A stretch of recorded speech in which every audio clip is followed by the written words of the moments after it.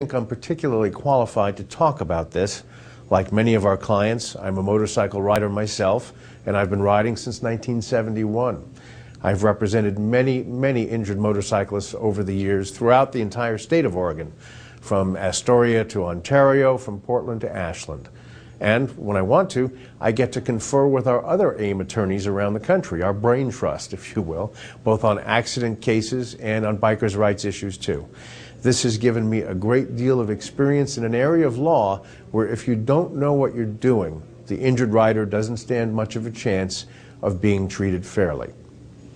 Now, after an accident, the rider usually wants to know who will cover my medical bills and pay my lost wages while the lawsuit or the claim against the bad guy is pending.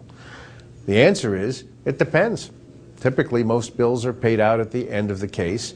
A limited amount of no-fault or PIP or personal injury protection is an option, although it's not common because it's usually expensive for bikes in Oregon. It's mandatory for cars. If your bike insurance does have PIP, that's what's first in line to pay, but it's usually only for the first $15,000. After that, your own health insurance kicks in.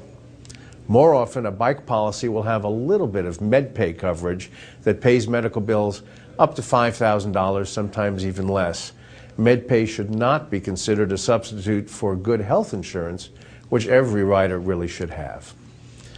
Now, if the motorcycle accident happens while you're working, for example, if you're working for a motorcycle shop and crash while road testing a bike, then your medical bills and lost earnings would be covered under your workers' comp, which in most cases has a right to be reimbursed later out of any settlement you may get from the party at fault. But even if you're not injured on the job, some lost wages could still be covered under your employer's disability insurance if they carry it. PIP also provides a limited amount of wage loss coverage, but again, most bikes in Oregon don't have PIP. Your personal health insurance and your employer's disability insurance will provide compensation regardless of who was at fault for the wreck. Likewise, in the unfortunate event of a death, life insurance will pay, of course, regardless of fault. Now, if someone else is at fault for the motorcycle accident, that person's insurance company would be liable to pay that claim, although you still have to wring the money out of them, and they don't pay until the end of the case. In Oregon, the rider is entitled to be compensated for reasonable medical expenses, lost earnings, pain and suffering, including loss of quality of life, and also for any probable future losses. These money damages may be significant, and the rider may be entitled to be compensated even if the rider is partly at fault.